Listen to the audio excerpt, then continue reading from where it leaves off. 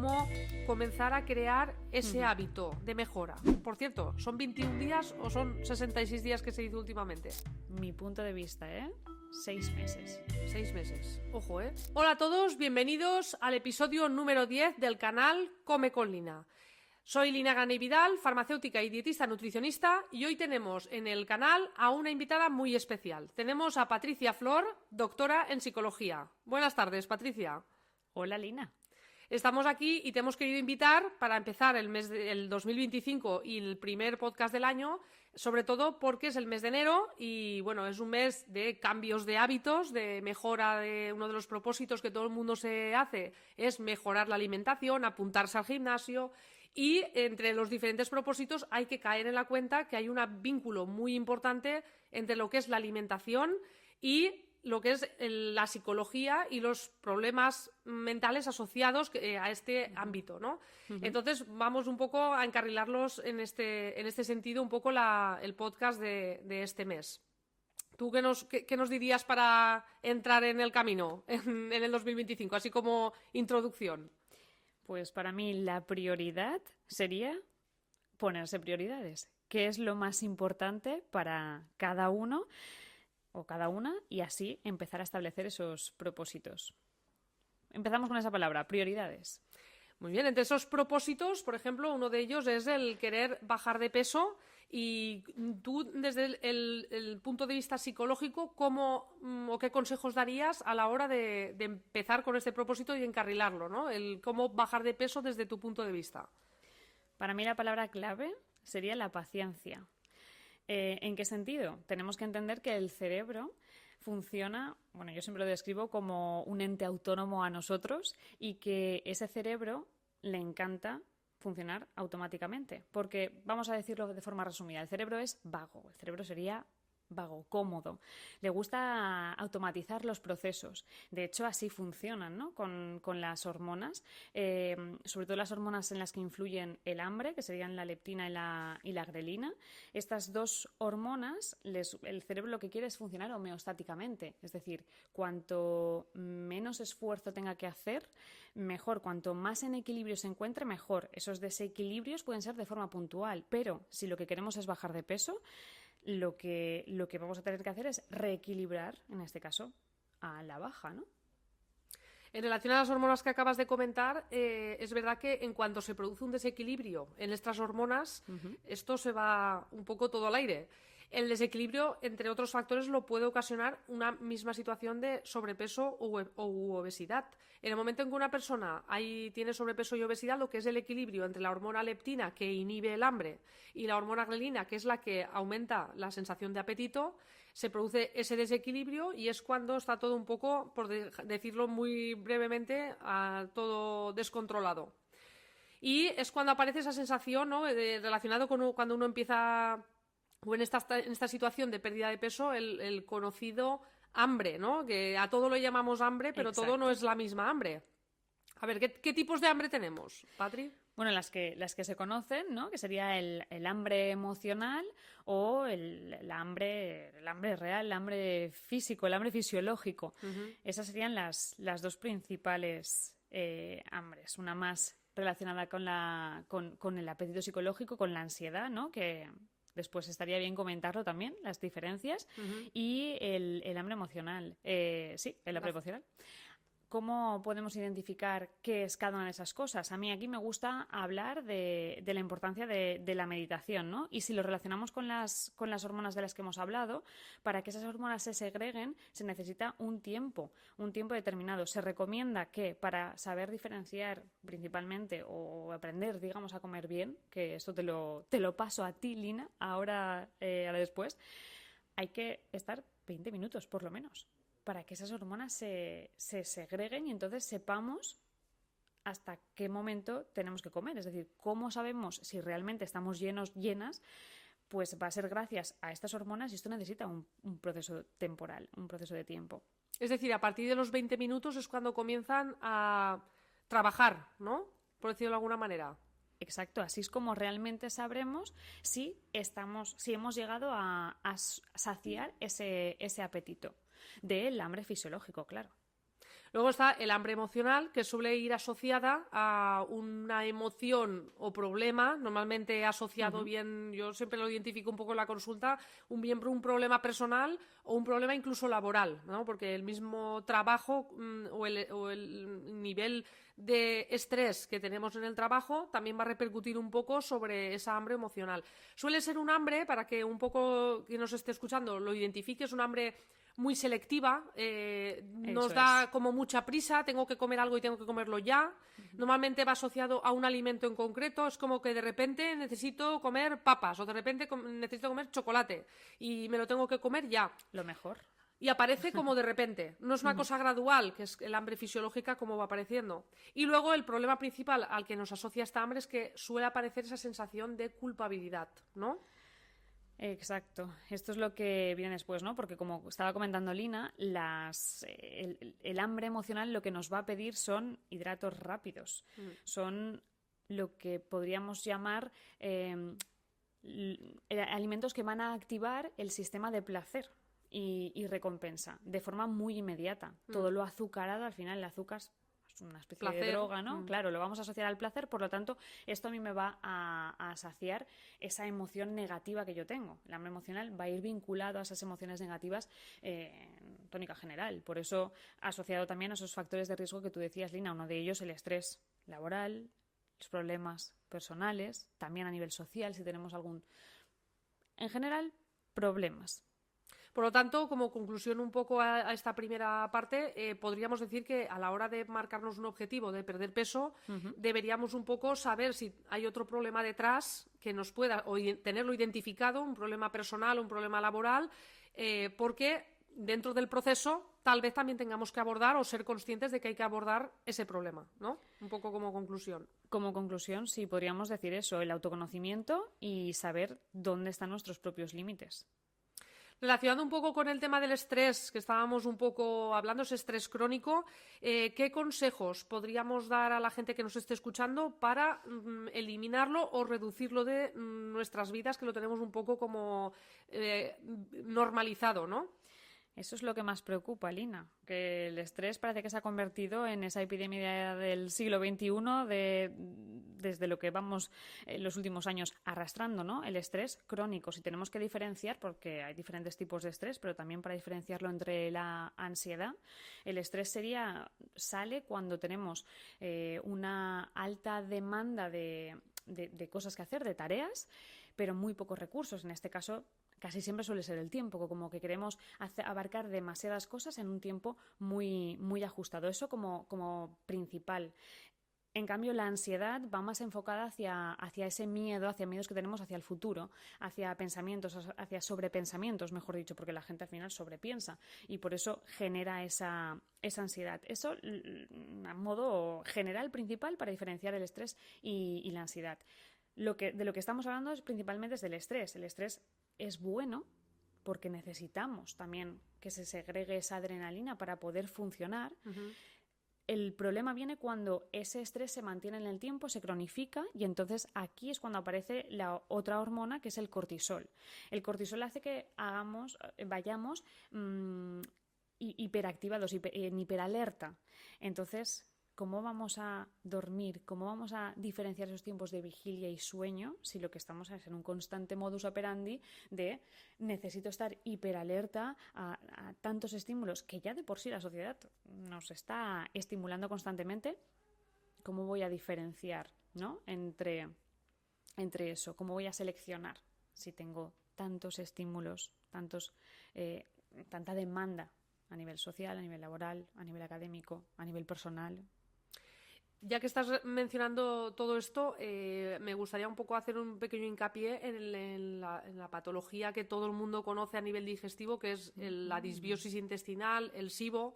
¿Qué podríamos decirle a estas personas cuando nosotras mismas en consulta intentamos hacerles hincapié de que no solo hay que controlar la dieta conocida como baja en FODMAP, además hay que hacer ejercicio porque también es bueno, hay que favorecer el descanso, que también es importante, pero como que el factor ese estrés crónico causado por lo que sea, como que sí, lo tengo, ahí está y yo lo sé gestionar, pero a la vista está con el tiempo que no lo saben gestionar bien.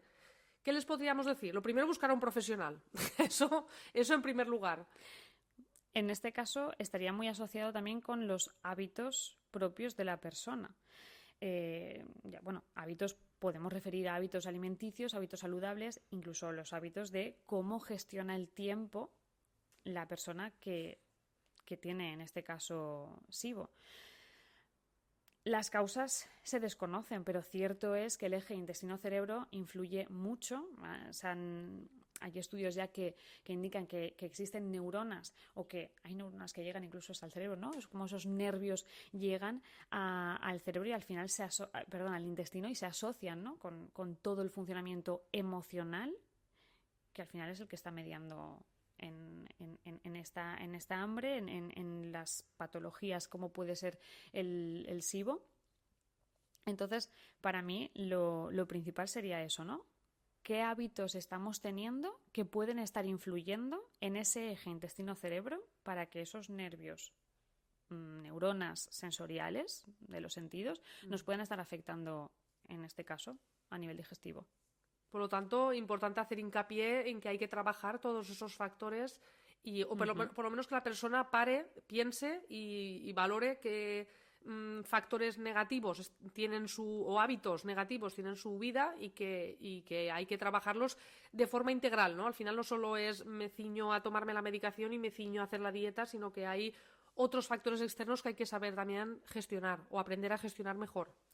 Fisiológicamente, todo lo psicológico o muchos de los problemas psicológicos se ven asociados a esos problemas fisiológicos, que este sería uno de ellos. Por lo tanto, sí, cuanto más nos autoconozcamos, mejor seremos para identificar cuál de esos hábitos o cuál de esas rutinas que estamos haciendo o factores de riesgo de los que estabas comentando, Lina, pudieran estar afectando. Luego has mencionado, dentro de todo este proceso, el tema del sueño. ¿Qué hábitos podemos mejorar dentro de nuestro día a día para favorecer esas 7-8 horas de descanso diarias que se recomiendan en concreto en un adulto? Similar al anterior, relacionado con esos hábitos, primeramente, ¿qué rutinas del sueño estamos estableciendo? ¿Qué hábitos estamos teniendo? Y aquí, en verdad, veo fundamental también hábitos alimenticios. Está claro que los hábitos, el deporte, el ejercicio, funcionan bien. De hecho, hay personas que utilizan, ¿no? ese deporte, ese ejercicio para así me canso más, lo hago por la noche, me canso y así tengo un sueño más reparador debido a ese agotamiento.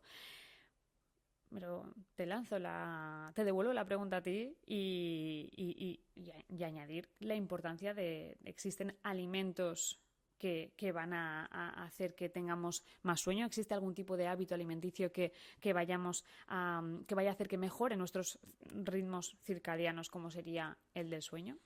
Pues me gustaría también decir que aparte de recurrir a la medicación, que muchas de las personas con problemas de sueño lo primero que hacen es ir al médico a que les paute medicamento porque no duermo, es que a lo mejor tal vez lo primero que tengo que revisar es mis rutinas alimentarias, porque a lo mejor tampoco las estoy llevando de la mejor manera posible. De hecho, está súper demostrado, ¿vale? Y hay varios mecanismos por los cuales se produce esta falta de descanso, ¿vale? De hecho, está relacionado, por un lado, la falta de horas de sueño aumenta, has mencionado tú antes el cortisol, has mencionado antes esta hormona, evidentemente está relacionado con un aumento. Al aumentar el cortisol aumenta lo que es la masa grasa de la persona, por eso en parte está relacionado con este sobrepeso y esta obesidad.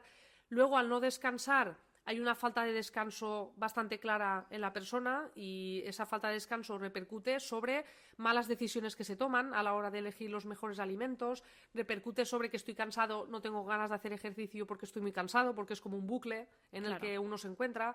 Y además de eso, hemos mencionado anteriormente también el equilibrio entre la hormona, la grelina y la leptina. En el momento en que hay un desequilibrio en estas hormonas, esto repercute sobre la misma falta de sueño repercute sobre este mismo desequilibrio hormonal.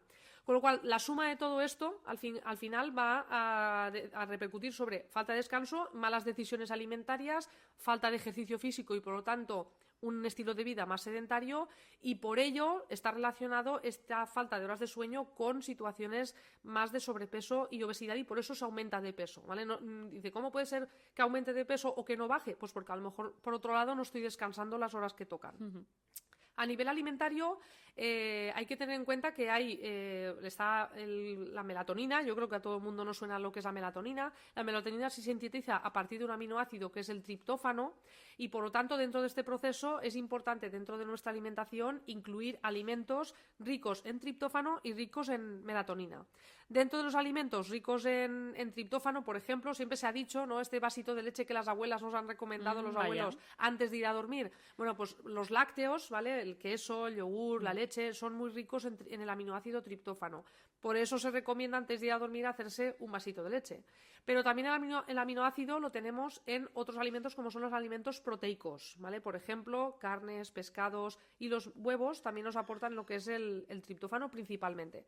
Aparte, hay alimentos ricos en melatonina, entre ellos, por ejemplo, ahora que estamos en temporada, pues de fresas. Las fresas, por ejemplo, tienen un alto contenido en melatonina. También, por ejemplo, el tomate, el arroz, las almendras, los frutos secos, las nueces, también son muy ricas en melatonina.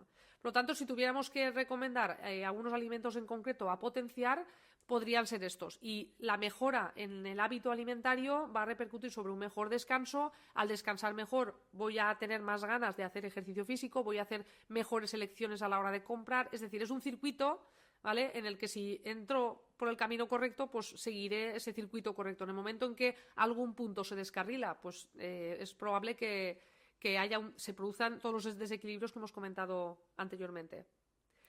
¿Qué rutinas tendríamos que hacer al respecto desde tu punto de vista, por ejemplo, para favorecer el descanso antes de irnos a dormir? ¿Ver la televisión? No sería lo más recomendado, ¿no? Probablemente no.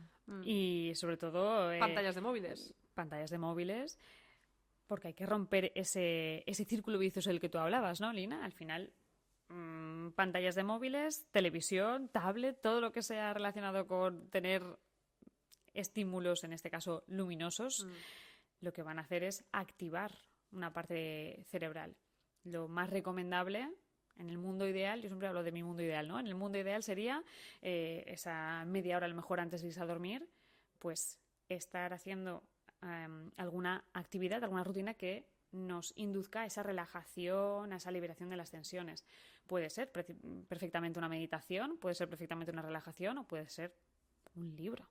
El famoso mindfulness, por ejemplo. Mindfulness también, sí, claro, perfectamente. ¿Se podría practicar en este momento? Se podría practicar y no lo hemos comentado, no sé si dará tiempo hoy, pero el mindful eating...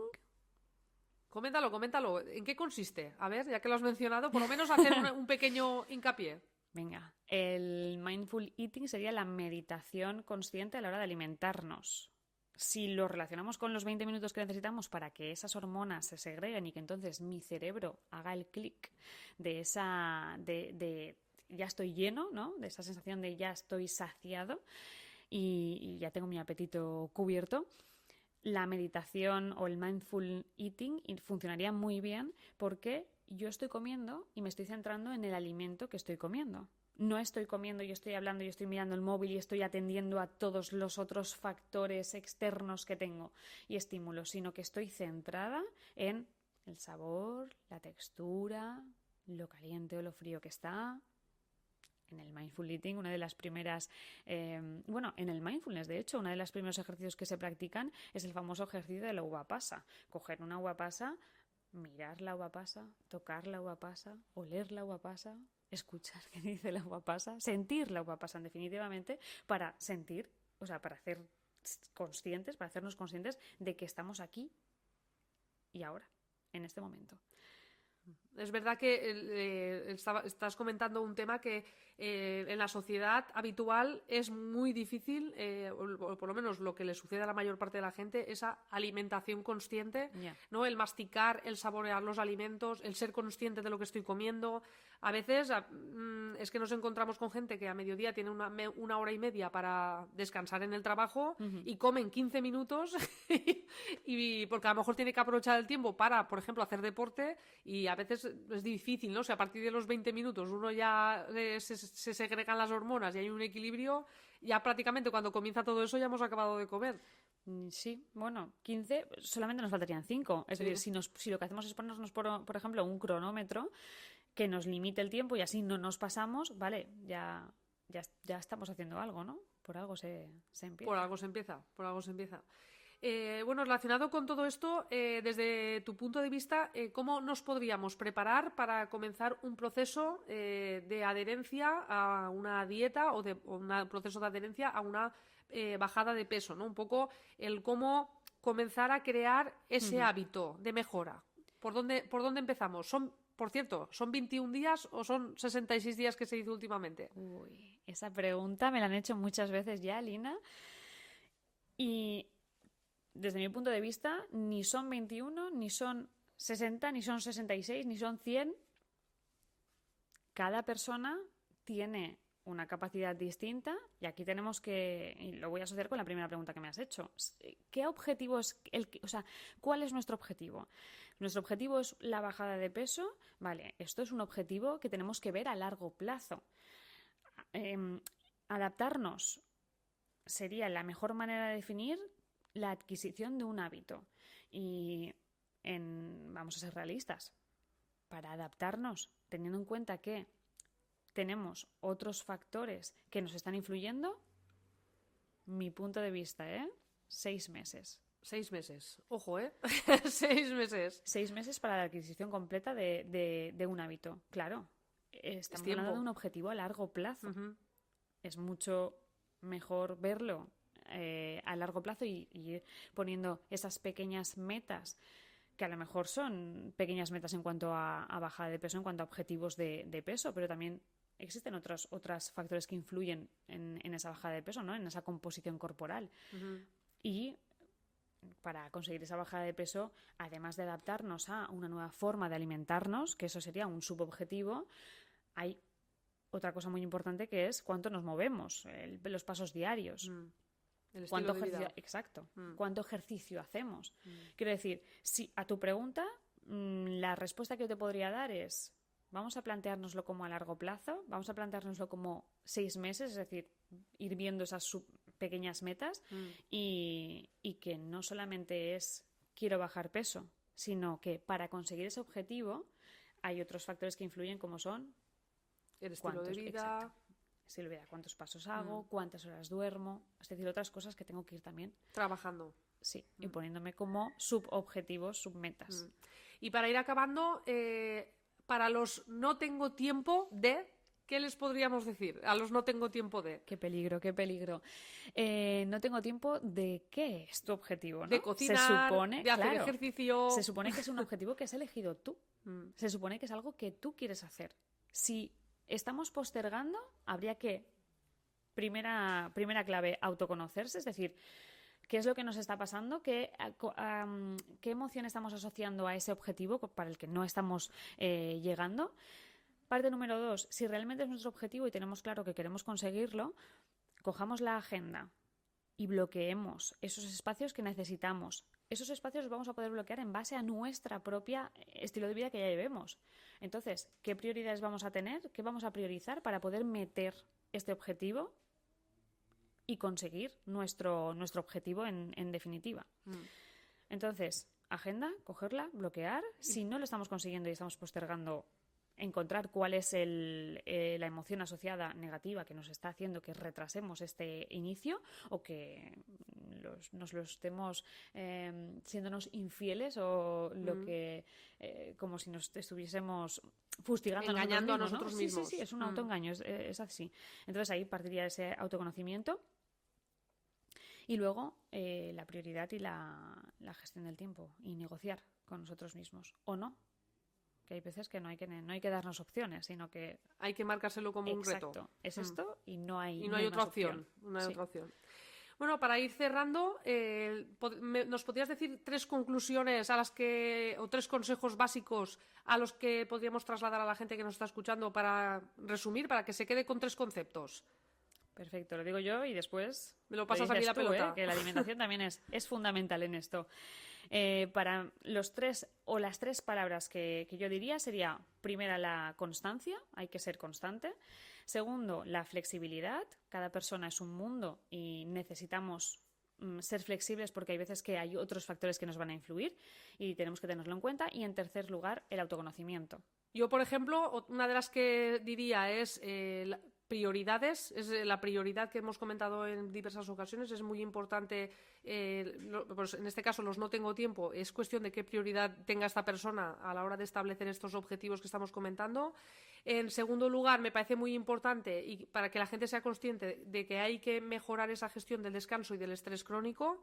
Y para finalizar, pues has mencionado la palabra constancia y a mí me gusta mucho utilizar la palabra hábito, porque al final la alimentación no solo es tener un papel pegado en la nevera que yo hago un día una dieta o no la hago, sino que a través de ese papel lo que intentamos trabajar con los pacientes es que coja un hábito que a medio o largo plazo lo pueda mantener en el tiempo. Como tú has dicho, ese hábito cuesta hasta 6 meses, o sea, es decir, es un objetivo a medio o largo plazo a cumplir. Por lo tanto, no hay que verlo como una cosa que va a durar 2 meses o 3, sino que hay que verlo como que esto va a ayudarme a encontrarme mejor conmigo mismo y en diferentes sentidos, a nivel mental, a nivel alimentario y a nivel estilo de vida activo. Quiero decir, al final es un abordaje desde muchos puntos de vista, un abordaje integral.